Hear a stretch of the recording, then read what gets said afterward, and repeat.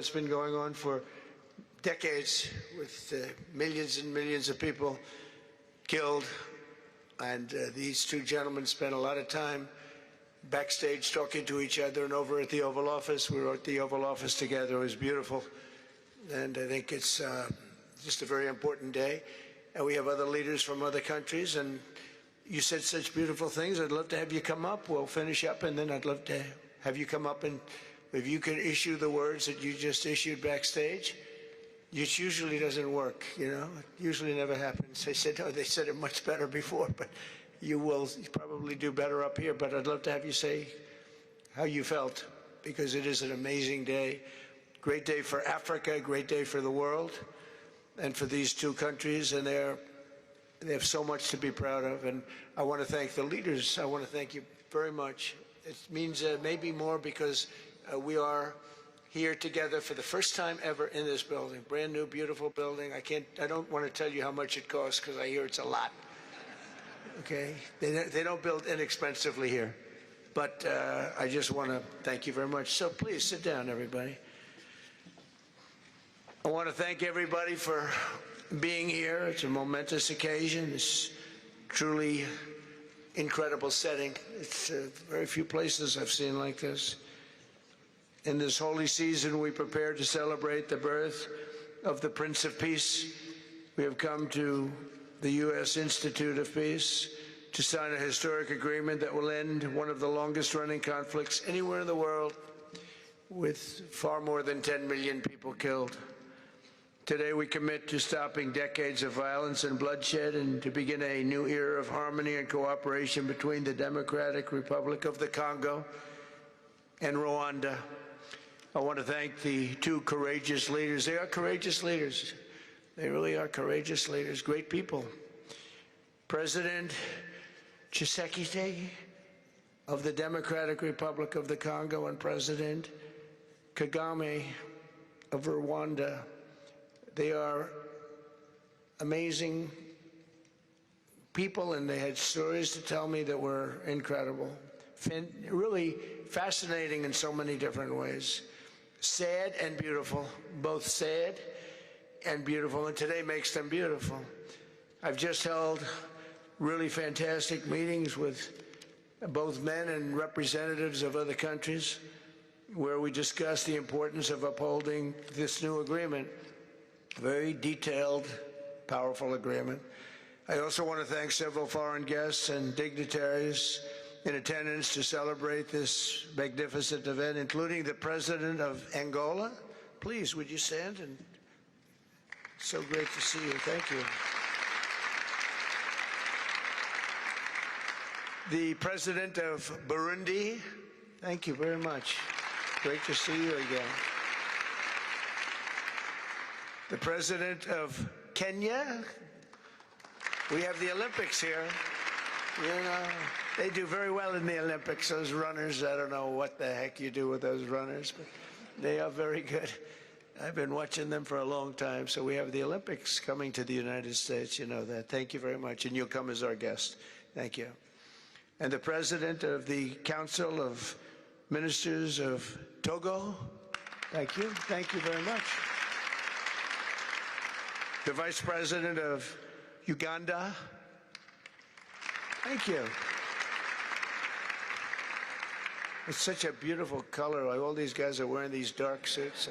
You just stand out for a lot of reasons. You're beautiful. The foreign ministers of Qatar. Thank you. Thank you very much. Say hello to my friend, a great man. And the United Arab Emirates. Thank you. Thank you. My regards, right? And the chairman of the African Union Commission, who's done a fantastic job, and thank you for all your help. We appreciate all your help. A special group of people. A very special thanks as well to Secretary of State Marco Rubio. Marco, please stand.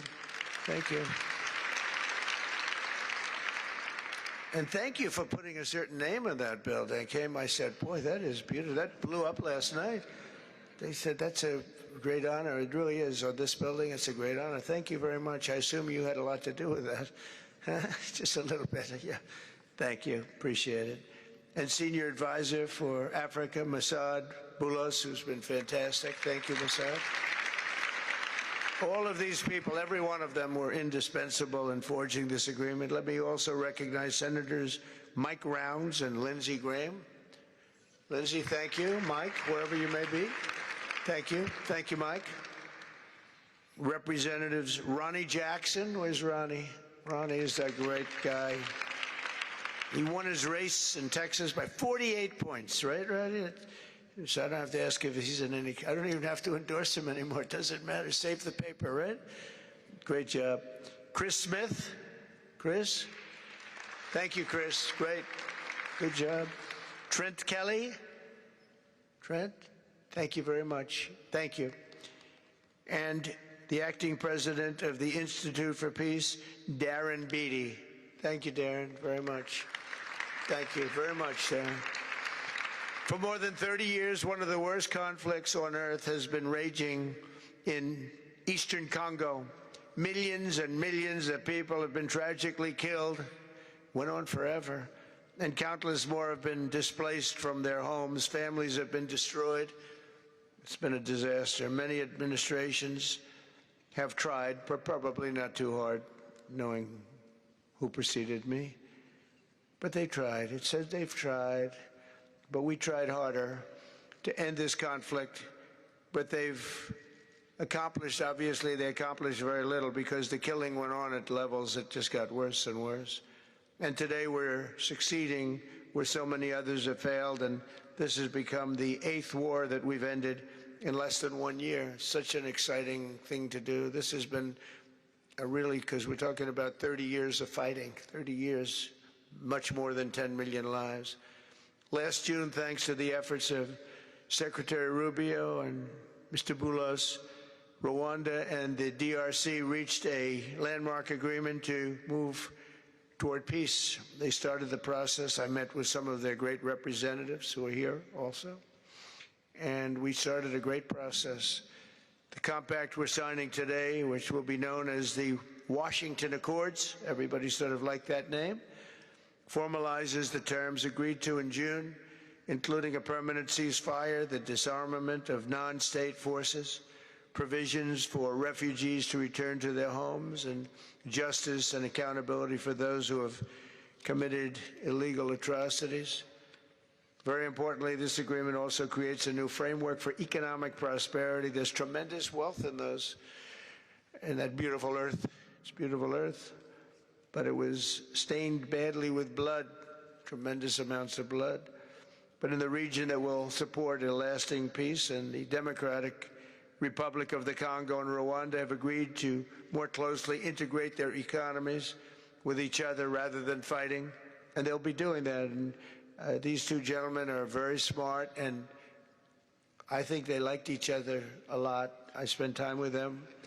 I think they like some people may be surprised. I really do. I think they've spent a lot of time killing each other, and now they're going to spend a lot of time hugging, holding hands, and taking advantage of the United States of America economically like every other country does.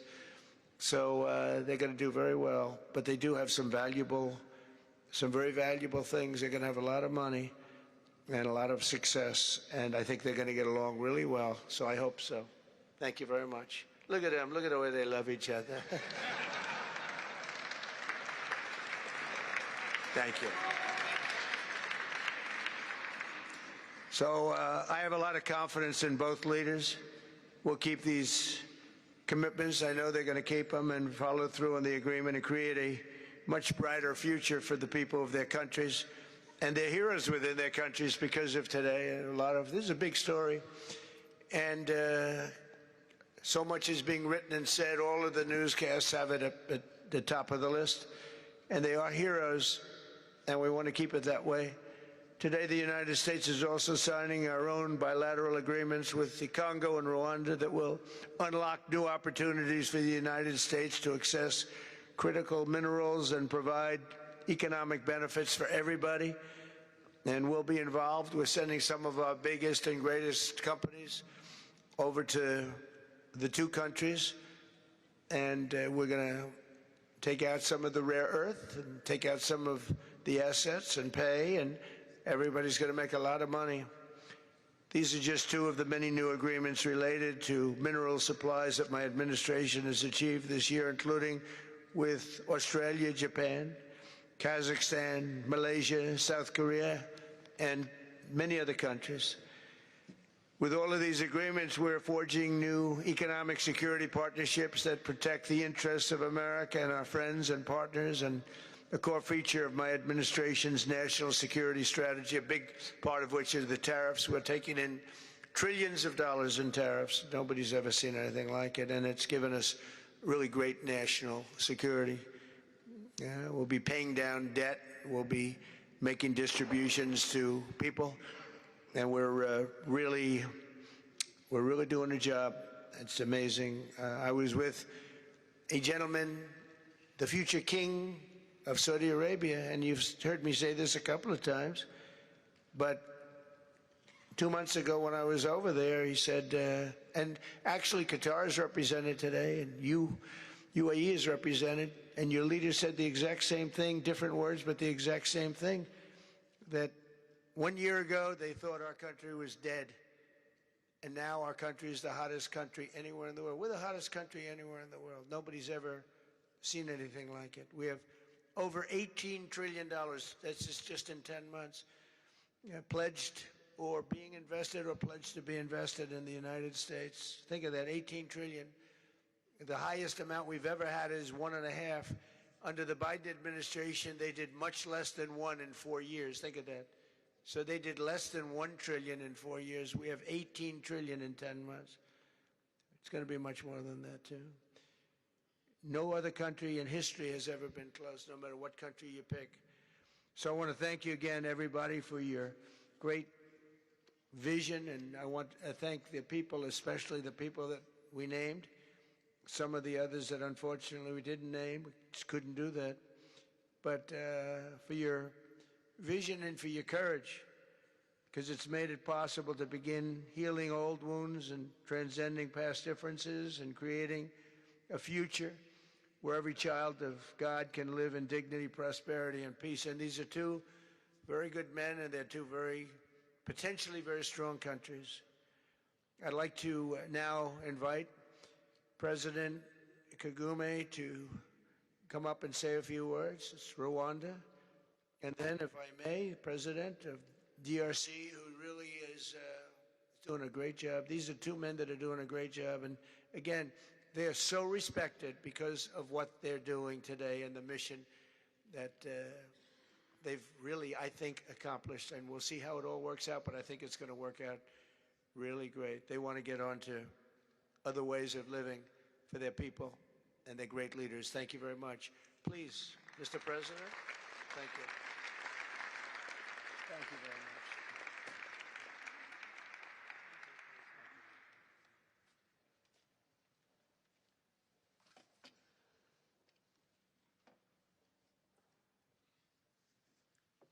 Excellency Donald Trump, President of the United States of America, Excellencies, heads of state and government and former heads of state, distinguished ladies and gentlemen, I want to begin with some words of thanks. First, to my fellow heads of state and government from Africa, your presence here confirms that these efforts enjoy the broad support necessary to succeed. I also thank Minister of State Kulaifi, representing His Highness Sheikh Tamim bin Hamad of Qatar. The role of Qatar has been absolutely central in getting us to this point. But of course, the biggest vote of thanks goes to President Donald Trump. No one was asking President Trump to take up this task. Our region is far from the headlines. But when the President saw the opportunity to contribute to peace, he immediately took it. This conflict has lasted for 30 years. We have seen countless mediations and efforts, but none has succeeded in resolving the underlying issues.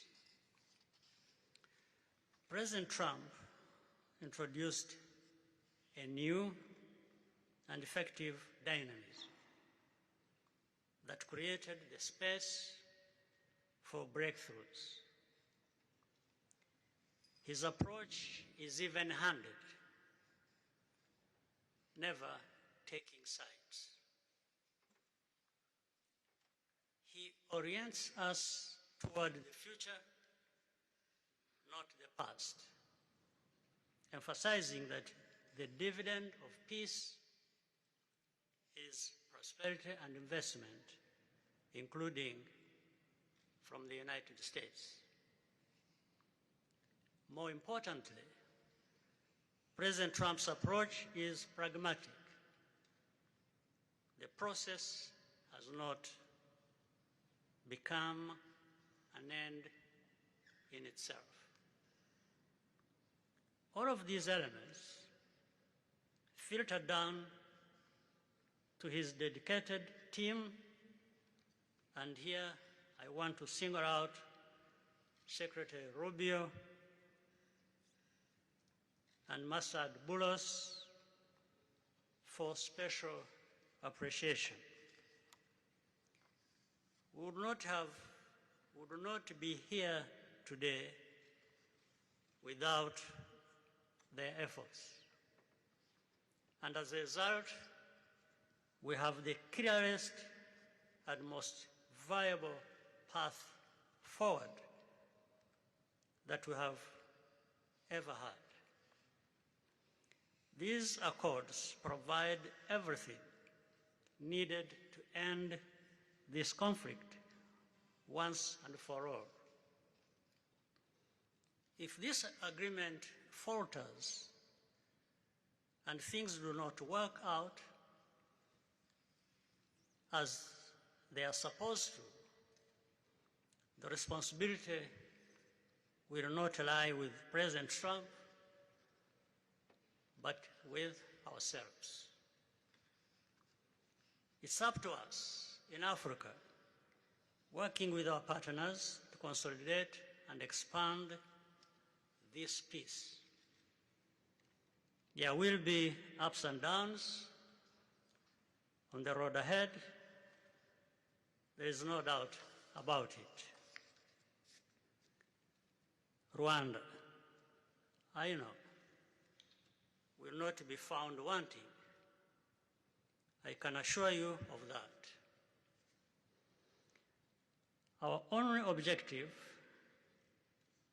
is and has always been for our country to be safe and secure after having endured so much tragedy.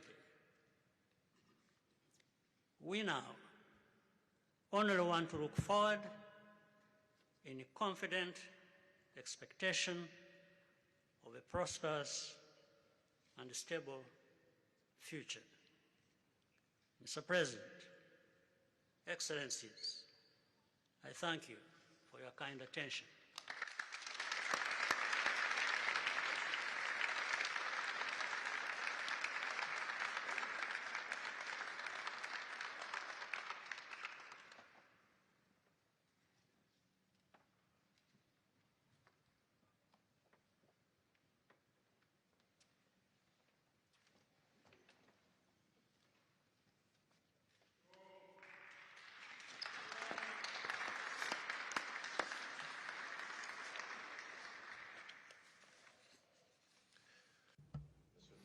Mr. the President of the United States,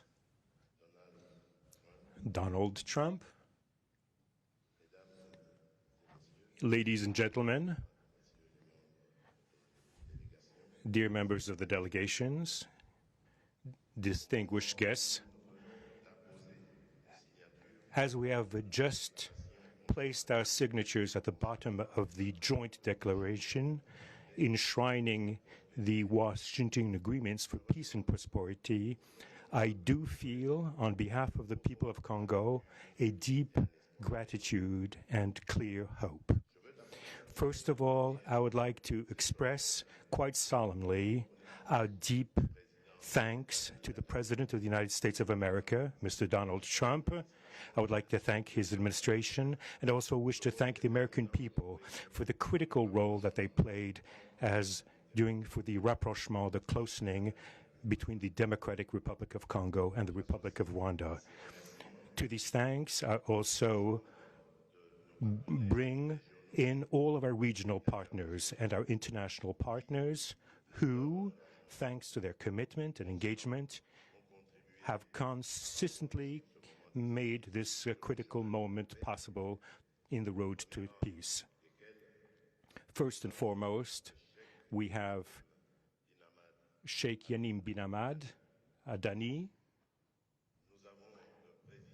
We have President João Manuel Lourenço Gonçalves, who is the President of Angola and the acting President of the African Union. And we also have the former President of the Republic of Kenya, my brother, Uhuru Kenyatta, who I can see here in the room.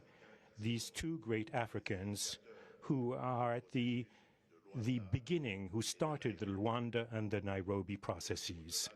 And beyond them, I wish to thank also all of the African leaders who contributed to help us in this struggle. And I do hope that we have, yes, reached the end. The Washington agreements are not yet another document. These represent a turning point. They bring together under a coherent architecture a declaration of principles of a peace agreement and also the regional economic integration framework to provide to the peoples of the region a new perspective, a new outlook, namely to finally overcome the cycle of violence, of forced displacements, of mistrust, defiance, in order to begin a new era of friendship, cooperation, and prosperity all shared together. For those involved, the Democratic Republic of Congo takes this solemn commitment to implement with complete sincerity all of our obligations that stem from this agreement. We will do this with seriousness, with rigorousness, and also the constant care for peace and the security of our populations, for the unity and the integrity of our territory. We do hope that thanks with the same seriousness that the Republic of Rwanda will also respect fully the letter and the spirit of the commitments made here in Washington. We are reaching out for a peaceful cooperation based on mutual respect, non-interference, and the joint struggle against the armed groups, the end of all support to negative forces, and the beginning of fair prosperity on behalf of our two populations. I do believe this day is the beginning of a new path. A demanding path, yes indeed, quite difficult, but this is a path where peace will not just be a wish, an aspiration, but a turning point. The Democratic Republic of Congo will fully play its part with dignity, with consciousness and consistency, and with the support of our partners. We will remain watchful, vigilant, but not pessimistic. We'll be clear-eyed, but resolutely optimistic. These Washington agreements for peace and prosperity must be for our peoples a symbol of an irreversible commitment to turn the page of confrontations and to open a new era of cooperation and sustainable peace throughout the region. Thank you.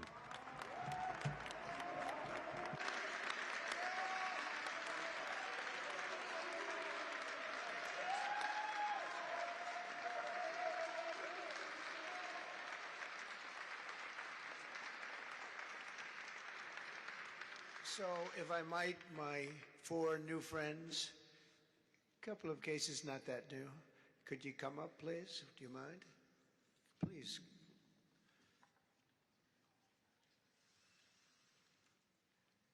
They represent so many and so well, so I just want to thank you very much.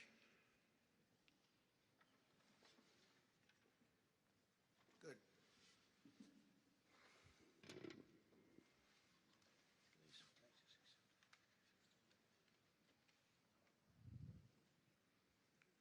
Sr. Presidente Donald Trump, Presidente dos Estados Unidos da América, caros convidados, altas entidades aqui presentes, senhores jornalistas, eu gostaria de realçar a importância desta cerimônia aqui em Washington, D.C.,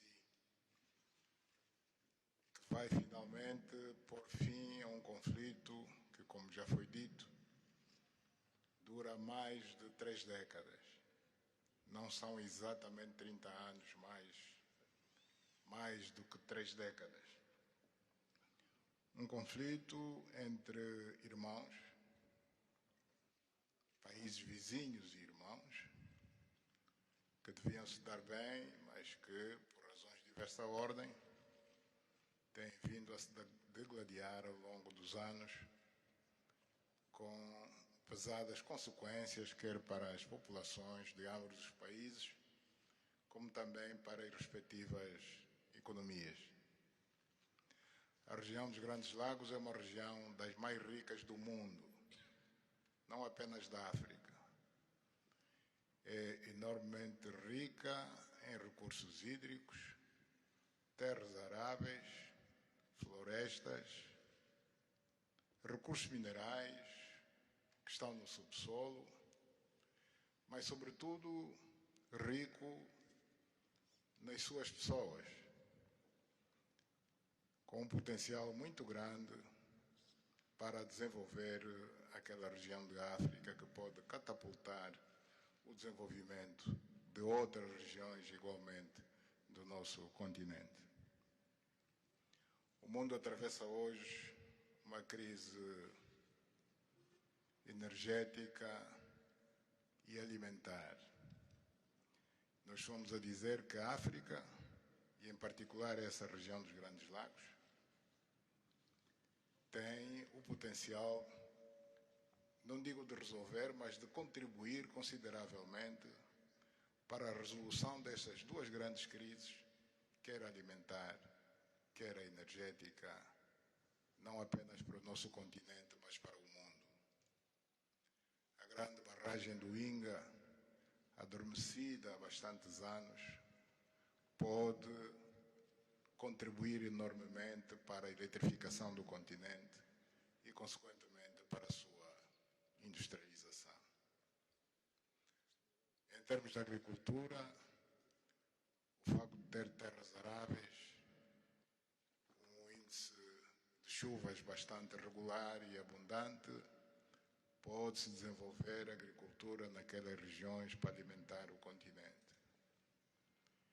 E nada disso tem sido possível fazer-se ao longo de décadas, devido a este conflito que não tem sentido e que, finalmente e felizmente, parece que terá o seu fim hoje aqui em Washington, D.C. Nós procuramos fazer a nossa parte, e quando digo nós, estou-me a referir Angola, ao Quênia e outros países também africanos, procuramos fazer o melhor para chegarmos a este momento. Infelizmente não foi possível, mas nós só temos que agradecer ao presidente Trump por ter dado continuidade ao trabalho que nós realizamos e ter conseguido alcançar esse desfecho do qual todos nós sairemos a ganhar. Portanto, mais uma vez, o presidente Trump fez a parte que lhe compete e nós esperamos e acreditamos que é o que vai acontecer, que as duas partes, ou seja, as autoridades da República Democrática do Congo e da República do Ruanda também farão a sua parte para a implementação com êxito deste acordo. Uma coisa é assinar um acordo, outra coisa que é mais difícil, mas é possível, desde que haja vontade política, é implementar em tempo útil tudo aquilo que nós acordamos e assinamos. Parabéns a todos. Muito obrigado. Your Excellency, the U.S. President, President Trump, dear guests, and dear dignitaries present here and press members. I would like to highlight the importance of this ceremony taking place in Washington, D.C., because this has come to put an end to a war that has been there for more than 3 decades, because it's not just exactly 3 decades, but it's more than 30 years. And this is a conflict that has been there between two neighboring countries, which have been fighting for many years with consequences on the peoples, countries, economies, and so forth. And these consequences also were felt in the Great Lakes region, which is a very rich region in Africa, rich in terms of water resources, arable lands and forests, and as well as mineral resources, which are important for the development of our region. So it's important that we've reached to this point where the agreement has been signed, a peace deal, which will benefit immensely the whole region and will unleash the opportunities for the development of our continent, and as well as to helping the whole world in terms of fighting against the food crisis and energy crisis which the whole world is going through now. We believe that the Great Lakes region will have to play a great role in providing resources to the international community. And of course, solving this conflict will also help solve other crises, not only in the continent as we know, but worldwide. For example, the Great Inga hydro project in Congo is important. It can help to electrify the continent and consequently help in terms of developing agriculture and providing agriculture, arable lands, and abundant resources that we have that can be used. We know that Africa possesses a lot of other resources such as rainfalls, which are important for agriculture. So nothing has, nothing would justify this war, but eventually the most important thing that it has come to war. We sought as Africans to do our part. When I say Africans, I mentioned countries such as Angola, Kenya, and other African countries, but unfortunately we couldn't make it. But we now want to thank President Donald Trump for having helped to reach this important milestone. We believe, once again, we have to thank him for what he has done, and what comes next now is to appeal to the two parties, that is the Democratic Republic of the Congo and the Republic of Rwanda, to implement successfully this agreement for the benefit of their countries, their people, and including our continent of Africa. Thank you very much.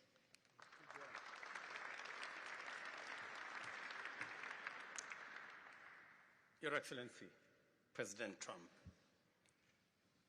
fellow heads of state, today's signing of the Washington Peace Accord for Eastern DRC is not merely a monumental diplomatic milestone. It is a decisive act to end a devastating conflict that has scarred the region for decades. Mr. President, what you have achieved is not only transformative, it is consequential and historic. This conflict has destroyed livelihoods, destabilized our region, and threatened the future of the entire Great Lakes African continent. Today's achievement culminates a relentless regional effort anchored by the foundational work of the East African Community and SADC, and today, this Washington process. The coordinated Nairobi, Luanda, and Washington process has created the essential pathway that brings us to this pivotal moment. We would like to extend our gratitude to President Tshisekedi and President Kagame for their leadership during this process. Reaching this point was made possible by the unparalleled consequential convening power of the United States and President Trump's resolute and focused commitment to global peace.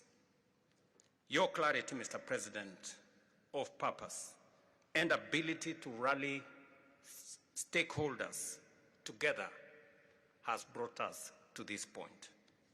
We therefore extend our profound gratitude to President Trump, whose bold leadership has been instrumental in delivering this breakthrough.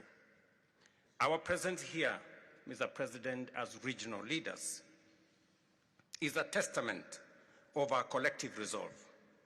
We will spare no effort to ensure this agreement is fully realized, mobilizing every resource and partner to secure peace and unlock the region's immense economic promise.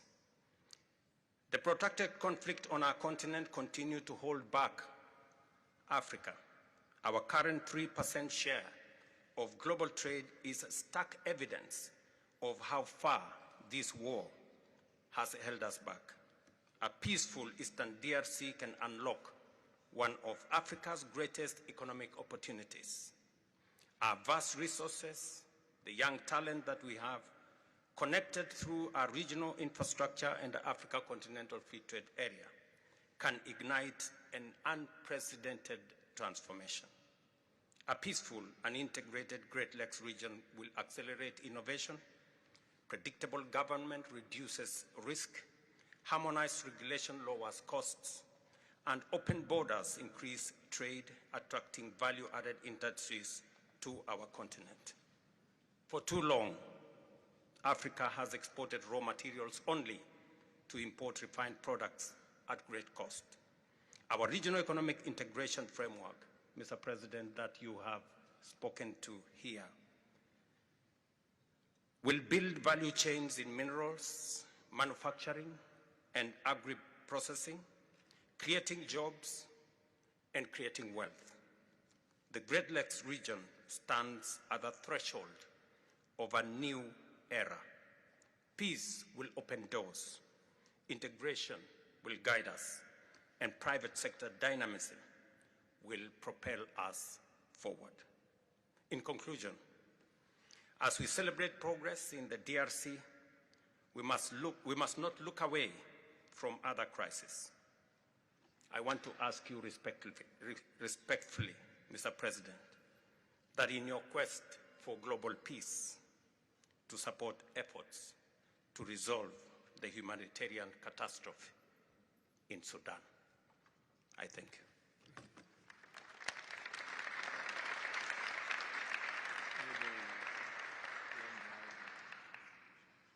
Excellence, le chef d'État et de gouvernement ici présent. Heads of state and government, dear delegations, it is with great joy that I speak today before you in order to express my joy. There is a time for everything. There's a time for destruction, and there's a time to build. There's a time for despair, and there's a time for hope. Today, we are experiencing a great day. We are looking forward to this agreement, which will give back hope to the peoples of Congo and of the sub-region. I would like to congratulate everybody involved who made it this great day possible.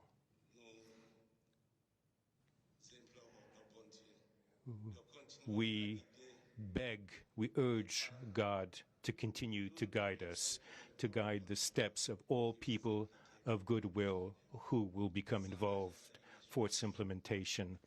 Committing oneself is something, but implementing is something else, which is why I call upon all of you, provide your contribution to actually implement this accord. As far as we are concerned, this agreement on regional economic integration, well, Burundi and the DRC already represent an economic community of the countries of the Great Lakes region. Burundi has a major role to play in order to indeed implement these existing cooperation agreements between the three states. We hope that together we'll be able to achieve a long-lasting peace and stability throughout the region. Thank you very much.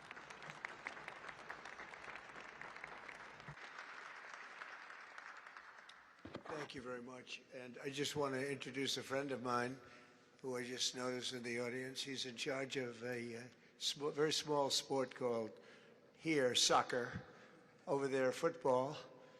So nobody knows really what to call it. Johnny, thank you very much. The head of FIFA is here. And I can report to you that we have sold more tickets than any country anywhere in the world at this stage of the game, and I think we probably broke all records before you even get close. And you have a big event on Friday at the Trump Kennedy Center. Oh, excuse me, at the Kennedy Center. Pardon me, I've such a terrible mistake, Marco. At the Kennedy Center, and I look forward to seeing you there. But I want to congratulate you. No, it's really taken the world by storm. You've never done anything like what's happening in terms of ticket sales. I make a lot of enemies telling people, I'm sorry, I can't get you tickets. I just can't do it. But congratulations, you've done a fantastic job. A great leader in sports and a great gentleman. Thank you very much, John. And now we're going to sign a very important agreement. Thank you.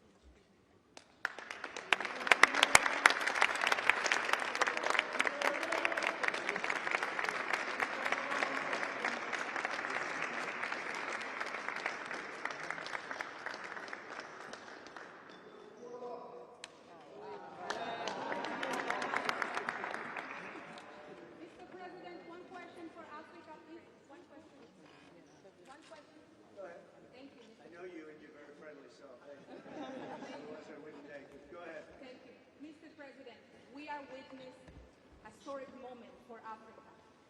My question to you is when we will see the withdrawal of Rwandese troops from DRC and when we will see the real peace, because even now we are witnessing this historical peace deal, but people have been still killed in DRC because the troops continue there.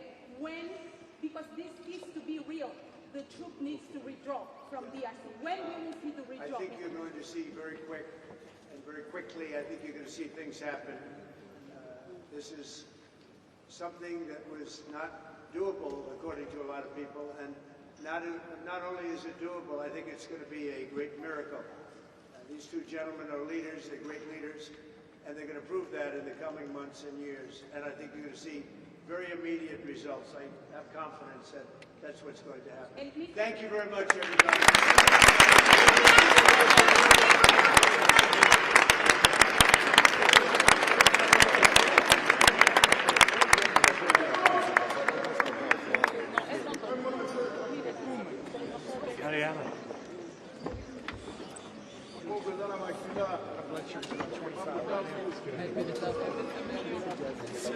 Great to meet you. Great to meet you. I'll be in touch. Nice to meet you. I'll be in touch with you. Thank you.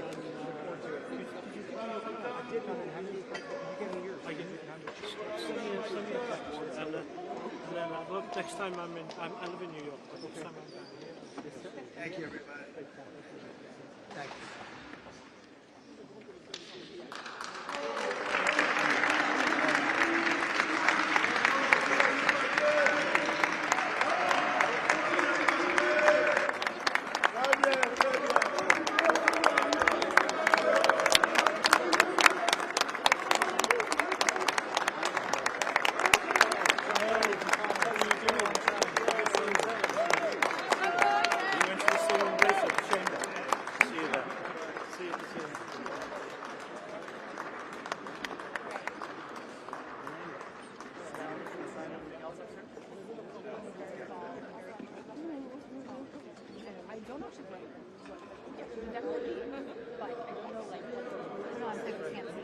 I just grabbed my coffee.